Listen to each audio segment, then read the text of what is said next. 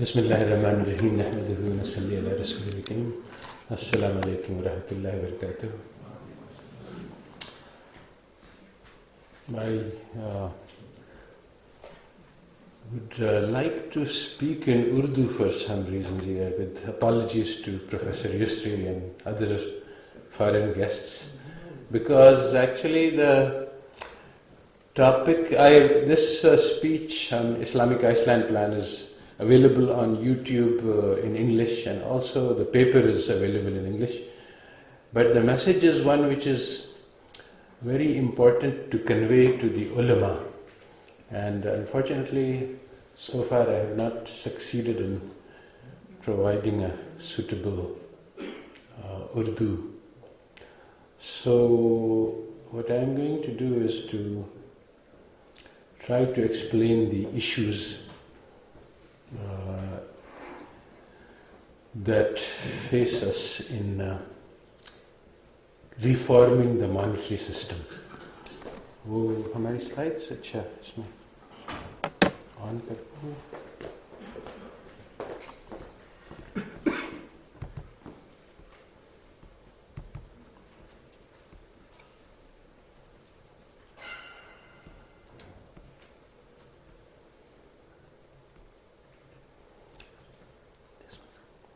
نہیں Islamic Iceland plan تو اس میں ہے نہیں، یہ اس یو ایس پی میں ہے، یہاں پر یو ایس پی میں دس ون اسلامک آئسلینڈ بس یہ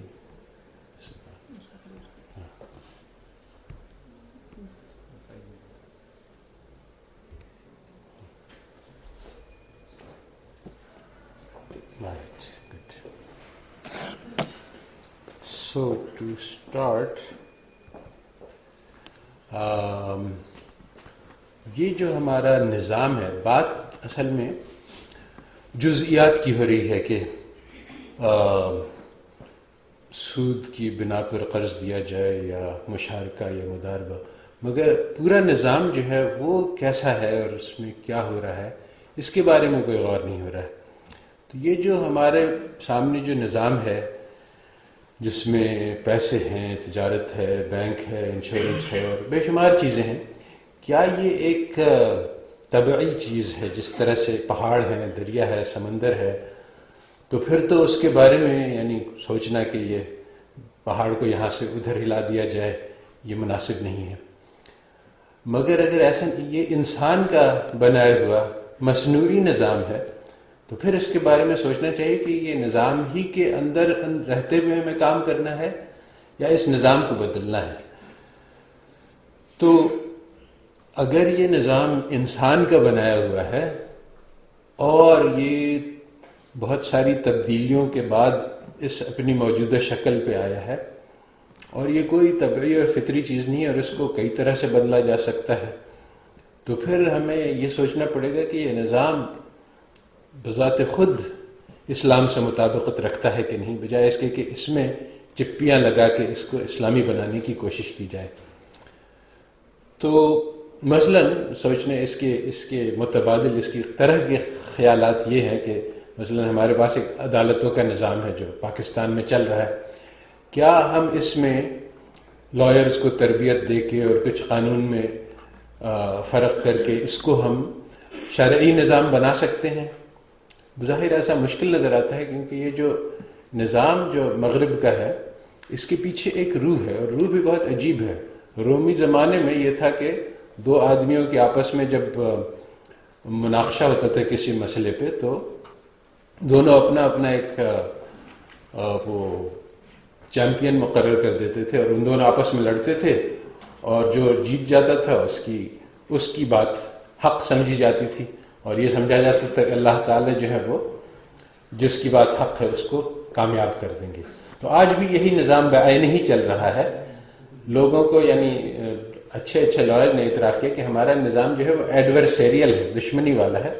دونوں طرف سے جو لائر ہے اس کی پوری کوشش ہے کہ اپنی پارٹی کو صحیح ثابت کر دے، چاہے وہ صحیح ہو چاہے غلط ہو. عدالت کی تلاش کسی کو نہیں ہے کہ عدل اور انصاف. اس کے برعکس ہمارے نظام کا جو روح ہے اس میں یہ ہے کہ دونوں فریق اور قاضی تینوں مل کے یہ سوچیں کہ اللہ کا حکم کیا ہے اور عدل انصاف کیا ہے اور وہ کیسے لاگو ہے. اس میں کسی ایک کی یعنی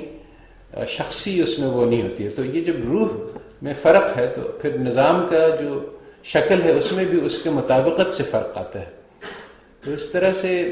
یعنی ہماری جو ڈیموکریسی اور پارلیمانی نظام ہے، کیا اس میں ہم چھوٹی چھوٹی تبدیلی کر کے خلافت اور شورا کے نظام تک پہنچ سکتے ہیں؟ تو اب ہم فائنینشیل نظام کی طرف یعنی مالیاتی نظام کی طرف آتے ہیں. تو بات یہ ہے کہ ایک خصوصی طبقہ ہے، ایک مخصوص طبقہ ہے جو اس نظام سے بہت زیادہ فائدہ اٹھا رہا ہے اور ان کی پوری کوشش ہے کہ یہ نظام جاری رہے. مثلا 2010 میں 380 لوگ تھے جو کہ دنیا کے آدھے مال پہ قابض تھے، اور 213 میں یہ مقدار 200 سے کم رہ گئی، اور 213 میں 100 کے قریب، اور 215 میں جو سب سے لیٹسٹ اسٹیٹسٹکس ہیں اس میں یہ آیا کہ 60 لوگ ہیں جن کے پاس دنیا کے آدھے مال پر قبضہ ہے. یعنی اتنی تیزی سے مال جو ہے وہ اوپر کی طرف جا رہا ہے، جو کہ بالکل اسلام کی تعلیمات کے برعکس ہے. تو ان لوگوں نے نہ صرف اس نظام سے بے شمار فائدہ اٹھایا ہے بلکہ اس نظام کو بچانے کے لیے اس کے بارے میں بہت ساری گمراہ کن اور غلط باتیں پھیلا دی ہیں. اور نہ صرف یہ عوام میں بلکہ یونیورسٹیز میں جو مجھے پڑھایا گیا، اسٹینفورڈ یونیورسٹی میں مانیٹری تھیوری، اس میں بالکل جھوٹ باتیں پڑھائی گئیں اس سسٹم نظام کے بارے میں، اور ابھی بھی وہی باتیں پڑھائی جا رہی ہیں. تو جو بات پڑھائی جاتی ہے وہ یہ ہے کہ حکومت جو ہے وہ پیسہ بناتی ہے، اور حقیقت یہ ہے کہ زیادہ تر پیسہ جو ہے وہ پرائیویٹ بینکس بناتے ہیں. اور مثلا آسٹریلیا میں 3% پیسہ جو ہے وہ حکومت کا بنایا ہوا ہے، اور 97% جو ہے وہ بینکس کا ایجاد شدہ ہے، وضع شدہ ہے. تو یہ بینکس کو جو پیسہ بنانے کی قوت دی گئی ہے، اس سے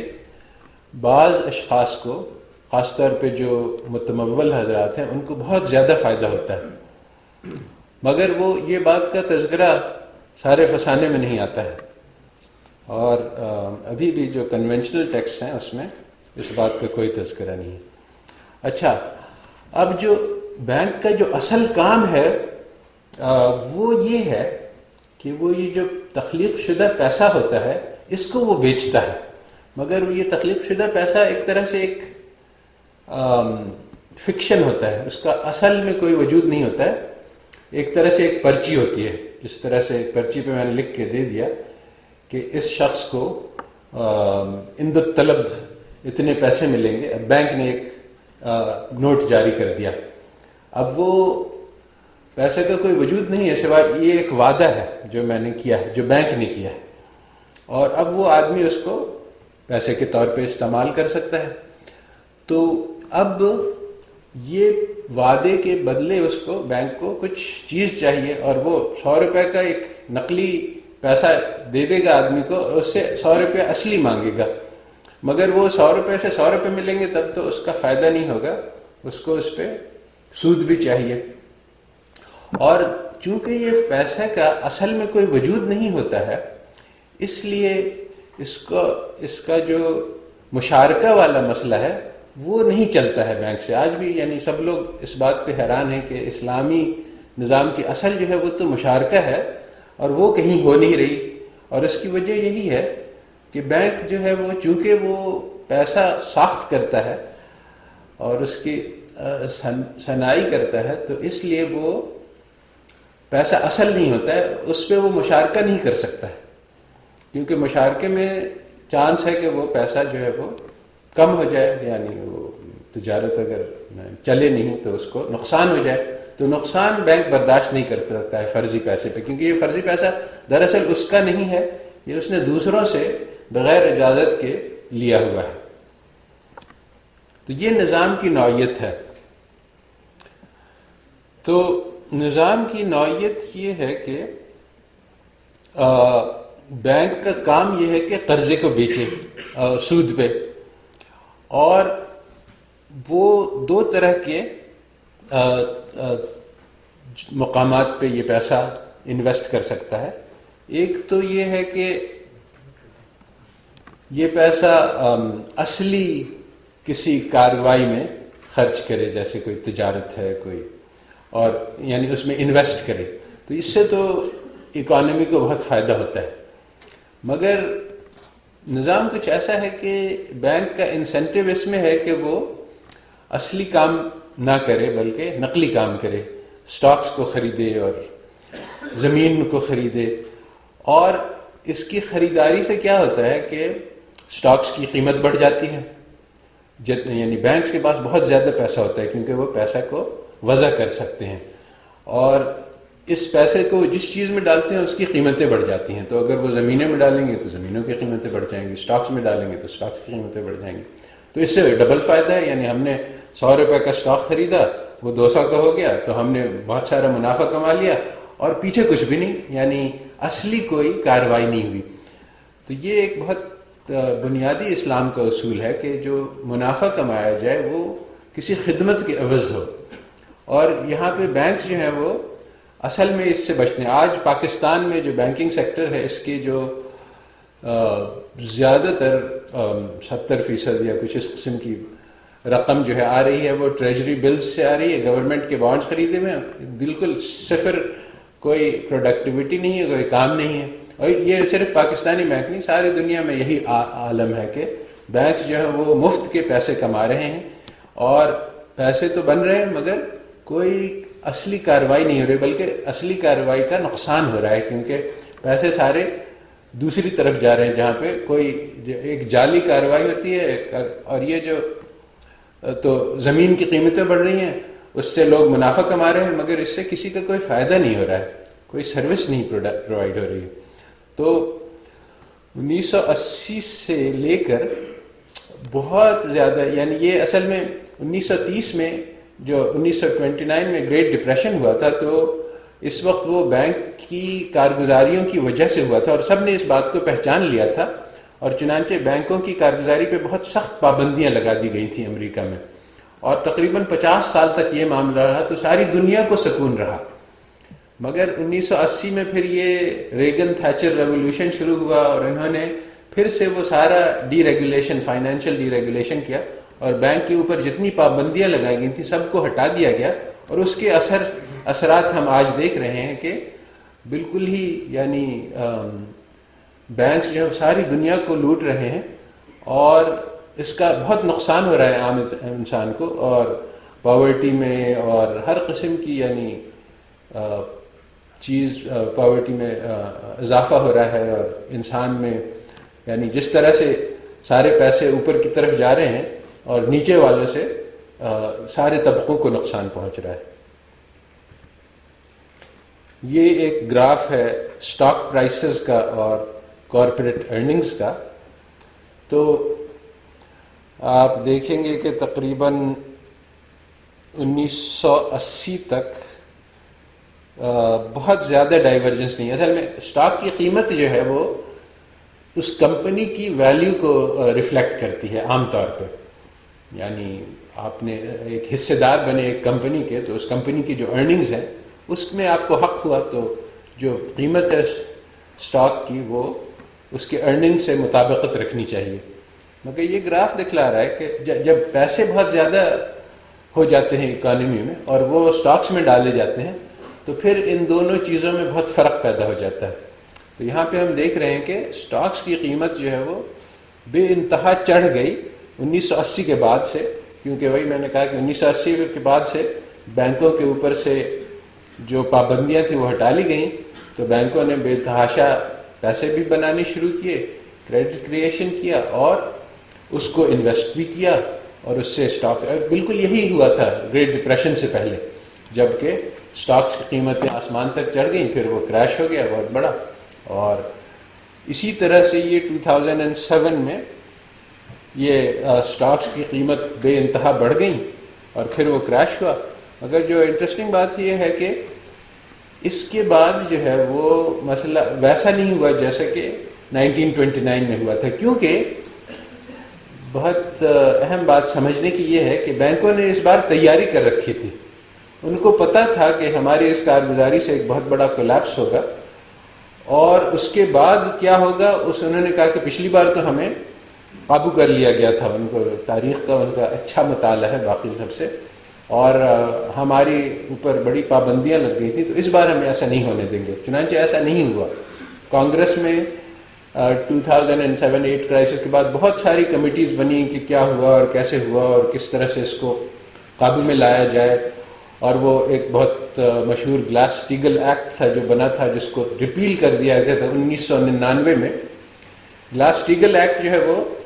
1930-35 کے قریب بنایا گیا تھا کہ بینکس کو منع کر دیا تھا اس نے کہ کسی قسم کا اسٹاک نہیں خرید سکتے ہیں بینک، اور اس کی وجہ سے سکون رہا دنیا میں. اور پھر 1999 میں اس ایکٹ کو ختم کر دیا گیا کہ آج کل کے نہیں ہے، اور 2007 میں یعنی 8 سال کے اندر اس کے اثرات پتہ چلے. مگر بات اہم یہ ہے کہ یہ تعلق ابھی بھی اس کے اوپر پردہ ڈالا جا رہا ہے، کیونکہ وہ بینک کی جو لوگ جو اس سے فائدہ اٹھاتے ہیں نظام سے، یہ بات نہیں چاہتے ہیں کہ یہ بات معلوم ہو لوگوں کو. چنانچہ ابھی بھی حالانکہ یہ بات اتنی واضح ہے کہ اس پہ کوئی یعنی مشکل نہیں ہے اس کو سمجھنے میں، مگر پھر بھی اس کو چھپایا جا رہا ہے، اور عام طور پہ یہ بات مشہور نہیں ہے، معروف نہیں ہے کہ ایسا ہوا ہے. اور چنانچہ 2007 کے بعد پھر سے اب سٹاکس اور جو کارپوریٹ ارننگز ہیں اس میں بہت بڑا فرق پڑ گیا ہے. اور کوئی بھی یعنی بہت سے لوگ جنہوں نے پہلے بھی گلوبل فائنینشیل کرائسس پریڈکٹ کی تھی، وہ کہہ رہے ہیں کہ اب یہ پھر سے وقت آ گیا ہے عنقریب ابھی کہ پھر سے اسی طرح کا ایک کولیپس ہو. اور یہ سارا کولیپس کی وجہ یہ ہے کہ جو بینکنگ کا نظام ہے وہ پیسہ بناتا ہے. پیسہ وہ ایک طرح سے جس کو کہا جائے کہ ناجائز طریقے سے بناتا ہے، یعنی حق ہوتے ہوئے بغیر، اور پھر ناجائز طریقے سے اس کو خرچ کرتا ہے، اور اس کی وجہ سے پورے نظام بہت ہی خراب ہے اور سارے انسانوں کے لیے بہت نقصان دہ، سوائے ایک چھوٹے سے مخصوص طبقے کے، وہ 60 لوگ جو دنیا کی آدھی رقم پہ قابض ہو گئے ہیں. اور اسی طرح سے ایک اور تو تھوڑے سے لوگ ہیں، اس کو 99% اور 1% کی بات کہی جاتی ہے کہ جو ٹاپ 1% ہے ان کو اس نظام سے فائدہ ہو رہا ہے، اور باٹم 99% کو اس سے نقصان ہو رہا ہے.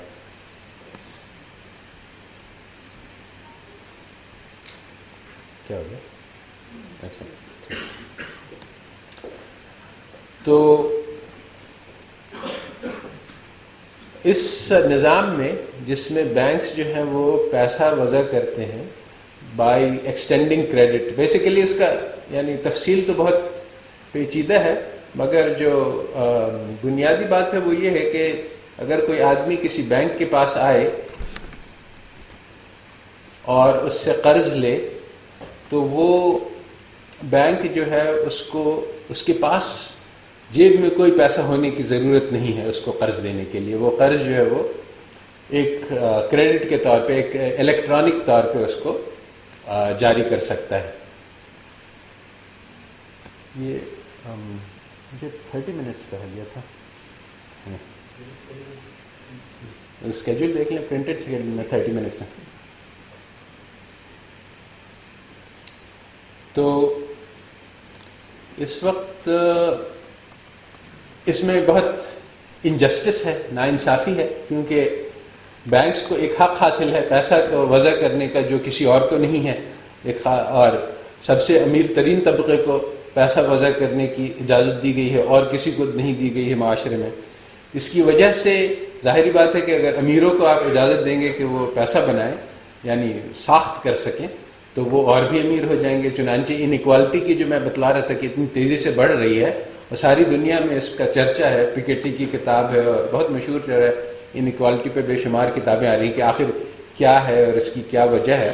اور کوئی سمجھ میں نہیں آ رہا، اور اس کی وجہ بہت واضح ہے، اور اس کی بنیاد جو ہے وہ یہ بینکنگ کا سسٹم ہے. اور پھر یہ بھی ہوتا ہے کہ اسپیکولیشن یعنی جو گیمبلنگ ہے اس میں اضافہ ہوتا ہے، اور اس کا نقصان یہ ہوتا ہے کہ یعنی آج کل جو پیسہ بنانے کا طریقہ ہے وہ دھوکہ دہی ہے، یعنی آپ سٹاکس خرید لیں، لینڈ خرید لیں، اور بہت قسم کی تدابیر ہیں جس کا اصلی جو ویلیو پروڈکشن ہے اس سے کوئی تعلق نہیں۔ تو اس میں جو اسلام کی جو بنیادی تعلیمات ہیں حرام اور حلال کی، کہ انسان جب کوئی کمائی کرے تو وہ کسی خدمت کے عوض ہو، وہ یہاں سے بیچ میں سے غائب ہو گیا ہے، اور اس سے بہت نقصان ہوتا ہے، کیونکہ اب وہ آدمی جو کام کرنا بھی چاہے تو اگر وہ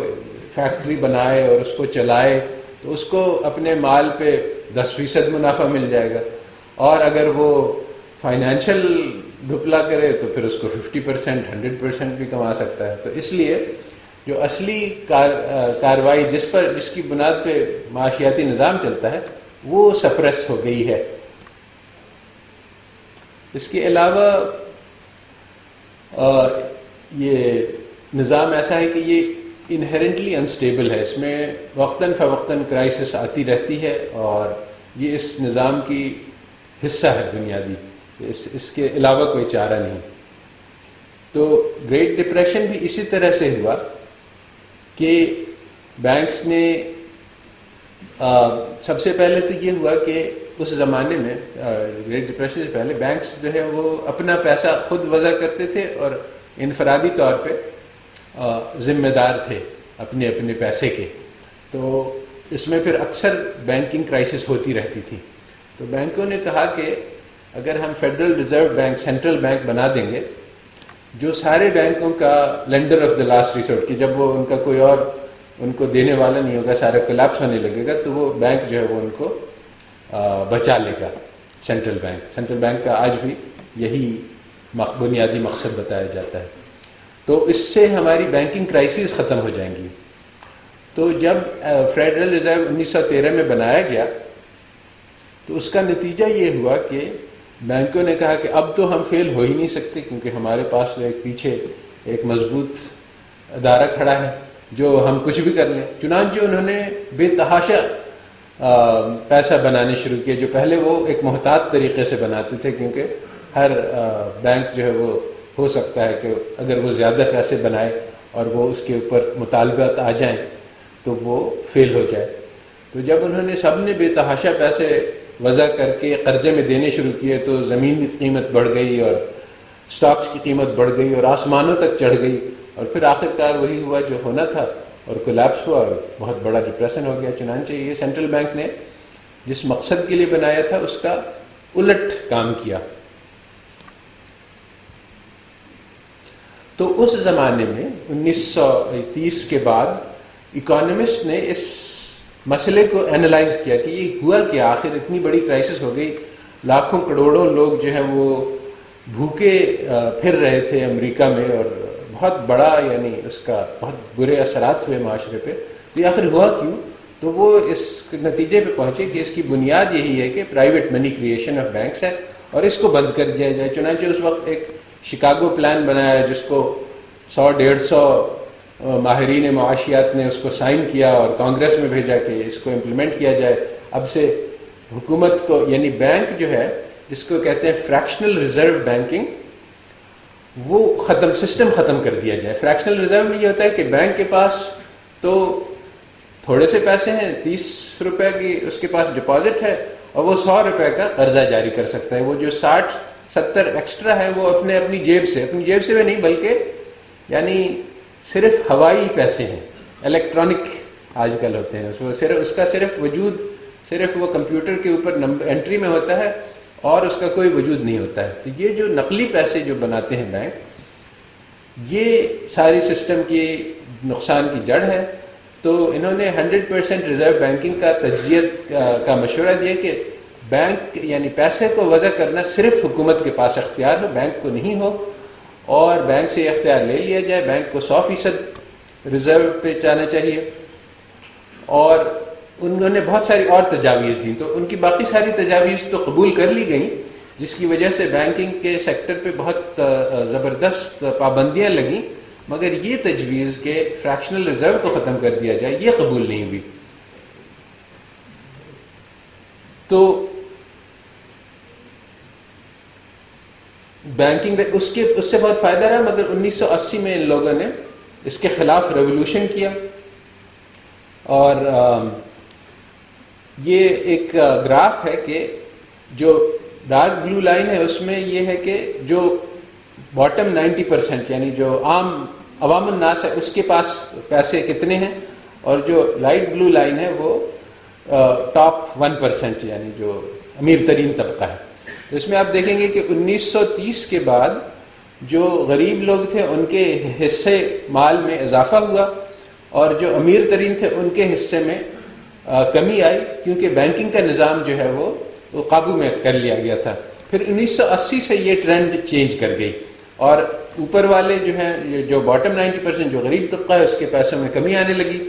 اور جو امیر ترین طبقہ ہے اس کے پیسوں میں اضافہ آنے لگا، حتیٰ کہ ابھی حال میں 2010-11 میں جو ٹاپ 1% ہے اس کے پاس اب زیادہ پیسے ہیں بنسبت باٹم 90% کے۔ تو یہ نظام جو چل رہا ہے اس میں دو حصے ہیں، ایک تو نظام ہے، بینک ہیں اور ادارے ہیں اور سینٹرل بینک ہے اور بہت سارے اور ادارے ہیں، مگر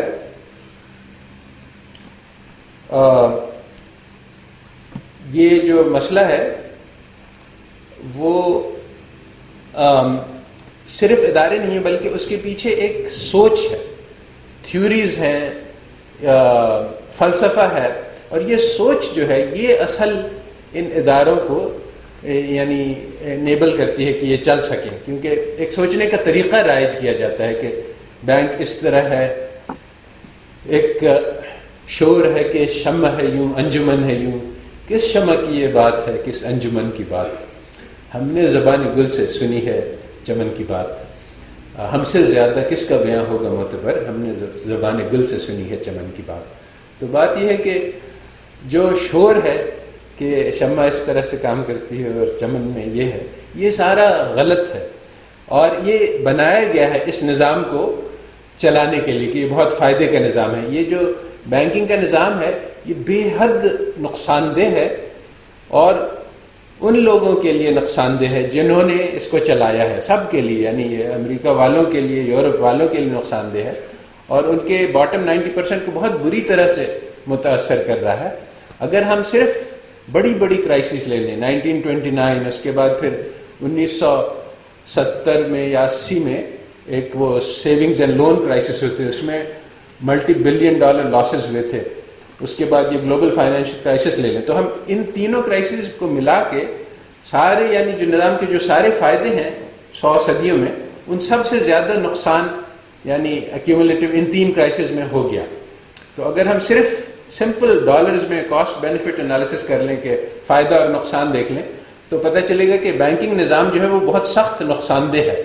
تو اب ہم یہ کیوں کوشش کریں کہ ایسے نقصان دہ نظام کو ہم اسلامی بنا کے ہمارے یہاں بھی رائج کر لیں تاکہ ہمیں بھی وہ نقصان پہنچے جو ان کو پہنچ رہے ہیں۔ تو یہاں پہ میں بات ختم کرتا ہوں۔